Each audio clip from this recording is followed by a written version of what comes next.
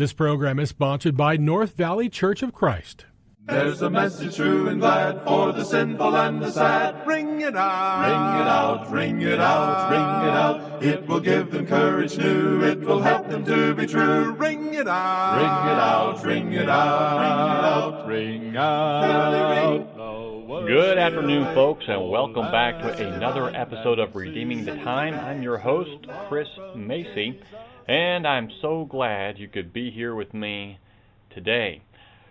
Well, today I want us to talk about wising up. Time to be wise about life. You know, all of us carry with us the collective wisdom, passed on to us by people we've been most significant, that have been most significant in our lives. We've picked up this wisdom from maybe our parents or our friends, teachers, coaches, all the people who shape and mold us as we're growing up. Some of this wisdom is helpful, but some of it's just plain wrong. For example, one motto that a lot of people live by and grew up being taught this or told this is, look out for number one. And we know what that means. That means if something's going wrong and things are going bad, you better take care of yourself. Don't you worry about all these other folks. Get yourself squared away. And I'm not talking about taking care of number one first, as in you're on the airplane, the air masks come down. You're supposed to put that on yourself first so you can help your child next to you. You're only helping yourself because you're trying to enable yourself to be helpful to another. But when you're looking out for number one, yourself, you are number one. And if that hurts other people, well, so be it. And that's the kind of attitude a lot of folks have. Or maybe this one. If it feels good, do it. Right? A lot of folks live by this rule. But that has led to marriages just crumbling apart. What kind of wisdom did people pass on to you? What kind of motto from your coaches or parents or teachers that have really shaped and molded you into who you are today? I'm sure much of it's good, but some of it's probably bad. Part of being an adult is sorting through that stuff and keeping the truly wise and rejecting the unwise. It is time to be wise about life. God has given us a whole lot of His wisdom in many, many ways. And actually, let's start by defining exactly what wisdom is. According to the dictionary, wisdom is the ability to discern what is true or right. It has both moral implications, that's discerning what is right, and intellectual implications, that's discerning what's true. The Hebrew word translated wisdom in the Bible, hakama, usually refers to some kind of skill or ability. A skill or ability in the idea that they are very wise in that. That being, I can, put together a table, but it'll be very ugly. People will say, well, he knows how to put together a table. Well, is he good at it? Well, no. He's not wise at it. I'm not wise at it. I know people who are wise at that sort of thing, but I am not. Proverbs chapter 3, verses 19 and 20 says this, the Lord by wisdom, excuse me, let me back up for a second, 19 to 20. So, the Lord by wisdom founded the earth, by understanding He established the heavens, by His knowledge the deeps were broken up, and the skies drip with dew. These two verses represent many verses in Proverbs that describe the relationship between wisdom and God's creation. He's kind of using this construction terminology, God being like the architect and wisdom being like the builder. Not that wisdom and God are two separate beings, nothing like that, but God is personifying it for us to see something about Him. Because wisdom isn't just an attribute of God. It's also an attribute of His creation. God put this blueprint, this thumbprint of His wisdom into creation. I'm told that at Disneyland, almost all the rides and attractions have a hidden set of Mickey Mouse ears somewhere in the attraction. This was the designer's way of putting Walt Disney's thumbprint throughout the whole place, so you would see it and know where it is. But you had to look for it. If you didn't know they were there, you'd probably never notice it. You'd have to look for it. When God used His wisdom to create the world around us, wisdom put her mark on the world, like the hidden Mickey Mouse ears on every Disneyland attraction. All of God's creation has within it the fingerprint of God's wisdom. Once you know that, you can start to see that wisdom simply by looking at the world around you. Wisdom is living with the grain instead of against the grain. Wise living is discerning the structure and order that God has built into the world. For example, last week we talked about abortion. Getting an abortion is living against the grain of the established order God has put in place. Homosexuality, that kind of lifestyle, goes against the grain. You cannot reproduce like that. Life will come to an end. Killing off the babies, life will come to an end. You're moving against the grain of natural order. We know inherently it's wrong to kill innocent babies. It's wrong. You need to be wise. Now, the book of Proverbs that we're looking at here are part of the wisdom literature.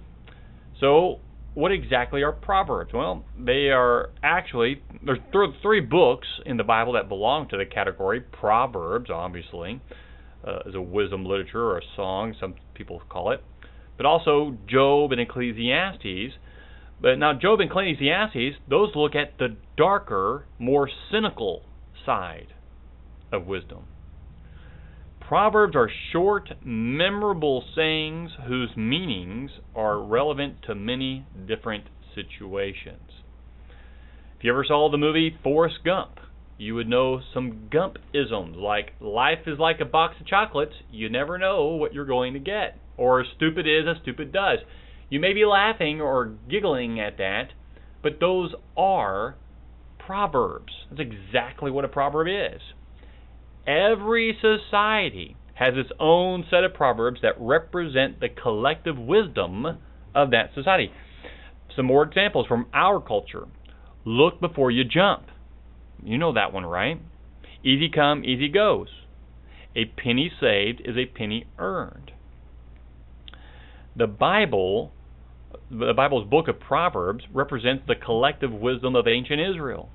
And because as Christians, we believe the whole Bible is inspired by God, right? The collective wisdom of Proverbs represents God's angle on wisdom. And it's likely that the book of Proverbs started off as a book to help parents instruct their kids in life skills. You look at those first 9 chapters, it's a father instructing his son how to live wisely in the world.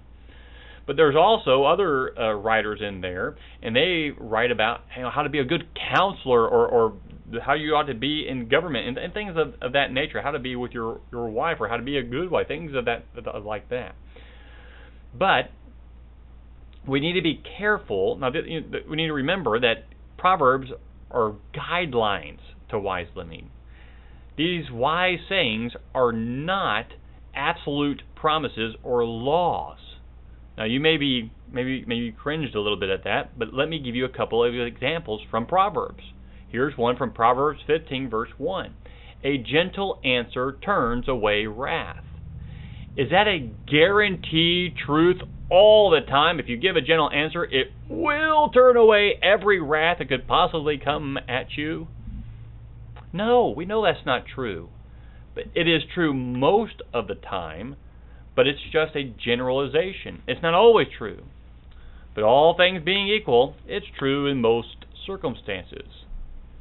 So it makes sense to give a gentle answer when someone's really mad. But this proverb is not a guarantee that a gentle answer will always diffuse anger. Here's another one. Proverbs 10:27. The years of the wicked will be short. True more often than not, but not true in every single case. Most wicked people will end up dying because of the way they live their lives, or because that they treat people that way, they're going to treat them that way too. Or if they're wicked, authorities get a hold of them and they'll get detained or put into jail or executed. We know this, but it is not always true. Some wicked people live to a ripe old age. The Ecclesiastes observes that this is not true in every single case. If you ever read through Ecclesiastes, you would know it's not true in every single case. These are generalizations, observations about how life works in most cases. And it's important for us to understand this, especially when it comes to verses about parenting and marriage. Proverbs are wise sayings that are relevant to many different situations, but they're not guaranteed. If you raise your child in the way Proverbs suggests, they're not always going to be raised and make the exact right choices all their life. It will set them on the right path, but they will have to make choices on their own. Now let's look at some prerequisites to about wise living. And the first one, I want to glean it from Proverbs chapter 1, verse 7. I think this is the theme of Proverbs. The fear of the Lord is the beginning of knowledge. Fools despise wisdom and instruction. So we begin here in this verse with these words, knowledge, wisdom, and instruction. And they're all used as synonyms to describe the same thing. And the first word I want us to focus in on is the word fear. The Hebrew word fear can have three meanings, terror, respect, or worship. Clearly not terror. I think it's talking more about having this worshipful attitude toward the Lord. And you see that word Lord there, maybe in your translations, and it's on all cap letters, and the New American Standard's that way, and that denotes that it's the Hebrew word for what we call Yahweh. And that is the name of God. Everything else is a title, but this is the name that God gave himself to Israel, and scholars are pretty certain that word means I am. I am. So you put the word fear together with the personal name of God, and what you have is a statement that the first principle of wisdom, to be a worshiper of the true God, we find this prerequisite. To live wisely, we first need to establish an authentic relationship with God. An authentic relationship with God. We often use the word,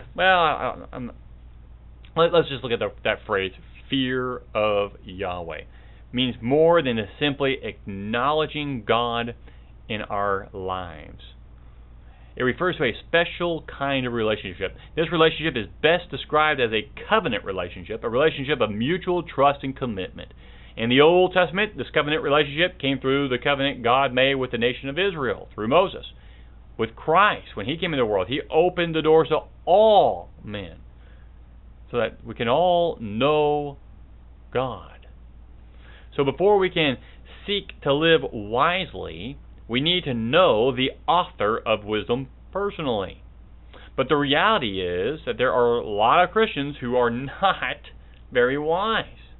They lack the kind of life skills we expect from true biblical Christians. Just becoming a Christian does not automatically make you wise. There's something you have to do. So let's look at the second prerequisite. To live wisely, we need to passionately pursue this wisdom, right? Passionately pursue this wisdom. Proverbs chapter 4, verses 7 and 8. The beginning of wisdom is acquire wisdom. And with all your acquiring, get understanding. Prize her, and she will exalt you. She will honor you if you embrace her. Passionately pursue this kind of wisdom. How? Well, we start by asking God for the wisdom, right? James chapter 1, verse 5. We pray to the Lord for wisdom. He doesn't just open up our heads and plop in all this wisdom. I wish it were that easy. But if you pray for wisdom, God is going to put you in situations and in areas where you can glean or gain this wisdom. But you got to be looking for it. There's a part, He's going to give you the opportunities, but you got to take the opportunities. And what kind of opportunities are there? Well, number one, first opportunity He'll give you is read His Word. Study it. And you can find all kinds of good, wise nuggets in there. We can also pursue wisdom in our observations. And this is the key, I think. This is the key. Once you start to get a grasp of the Word of God and you're beginning to grow in wisdom and you're seeing it the way God intends you to see and understand it, then you can take those skills that you learned there in the Word and apply it to the things you observe in life. And most of the Proverbs work like this. For example, and I could turn to a whole host of them, but I like this one, Proverbs 24, because you'll know this verse. I want to read verse 33, and then I'll go back and give you the context, because you'll recognize verse 33. A little sleep, a little slumber, a little folding of the hands to rest. You probably heard that before. Here's the context. I passed by the field of the sluggard, and by the vineyard of the man lacking sense. And behold, it was completely overgrown with thistles, its surface was covered with nettles, and its stone wall was broken down. When I saw, I reflected upon it. I looked and received instruction. You see what the writer's saying? He's observing something. He saw this and he went home and he pondered about this, and then he came up with this little proverb, this wise saying. A little sleep, a little slumber, a little folding of the hands to rest. Then your poverty will come as a robber, and your want like an armed man. There it is. That is observation. And there are all kinds of things we can observe in this life and learn something from it, positive and negative. This past Sunday, a good friend of mine here, a member of the Body of Christ here at North Valley, Ron Armstrong, passed away Sunday morning around 4 in the morning.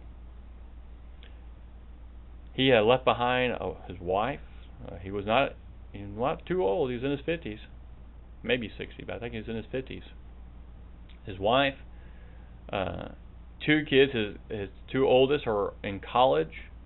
3 more still staying at home, the youngest being 12 years old. He got diagnosed with melanoma about 6 months ago. Passed away this Sunday. When my wife, Jenny, when we had our kids about 7 years ago, first thing I started to do was read the Bible. I needed to get caught up on how to raise kids.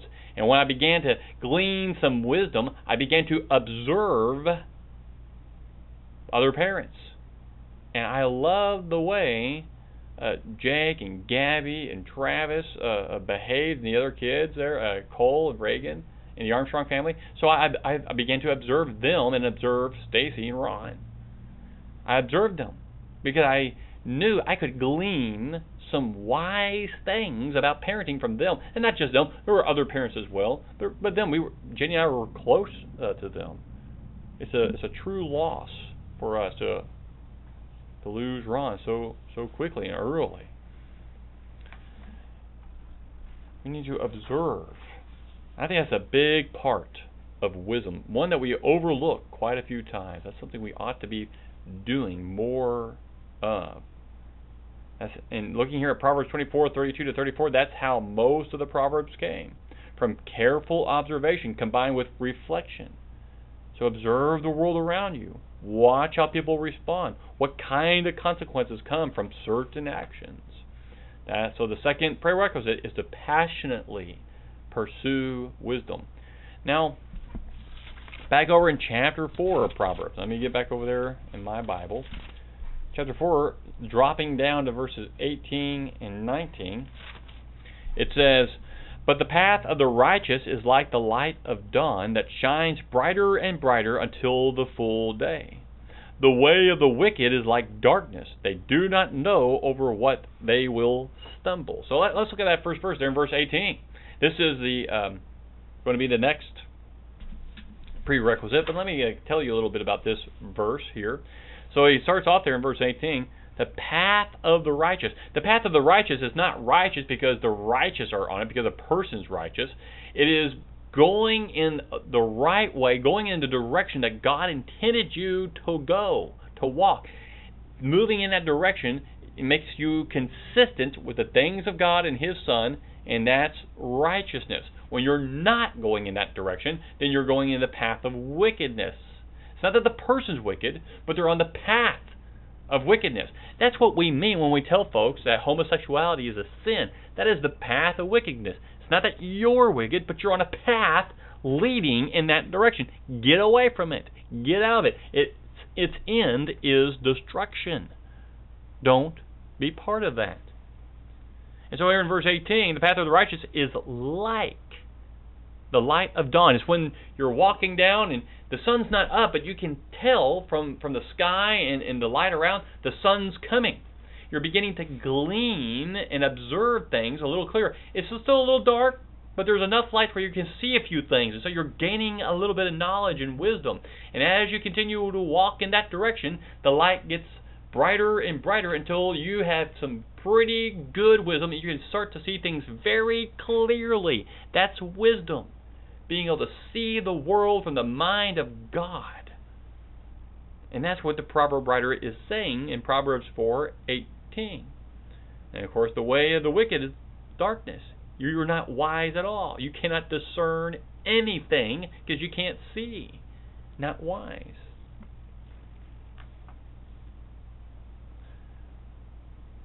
To live wisely, we need to embrace an accurate moral code. Accurate moral code, like a compass. And I think a good, accurate moral code, I want to bring up the Ten Commandments. It's not that we live under the Ten Commandments today, but for example, you look at our country, it was founded on the principles of the Old Testament law, the Ten Commandments. That's what it was founded upon, the 10 words, the Decalogue. And so, since our country was founded upon those principles, and those principles were implemented well by the folks, look at was everyone in our country or the true Christians? Well, no, they weren't. They respected and loved God and they strived. But what made this country great was we began to live with the grain in the way God intended us to live in this world by His Word. And as a result, even with making some poor choices, we were greatly blessed because we were living along the grain, the way that God intended us to live in this world. And then, therefore, greatly blessed. When you think about success in your life, what kind of picture comes to your mind?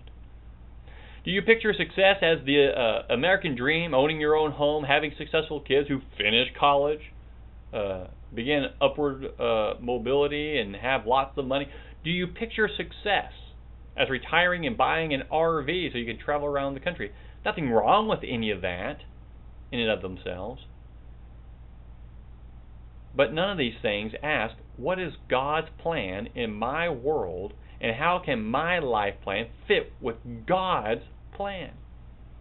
God's plan for the world is to share the good news of His love as it's revealed through His Son, Jesus the Christ. It's to show people that God is real through the words and actions reflected by His Word. To live wisely, we need to redefine what we mean by success. We need to abandon our quest for self-fulfillment and abandon ourselves over to the Christ fulfillment. We need to find out how God can or has uniquely wired us and how this uniqueness can be used by God to help other people. We need to break out of our consumer mentality and really lay hold of the mind and heart of Christ. We need to build a life plan that's consistent with God's plan. Read and study the Word.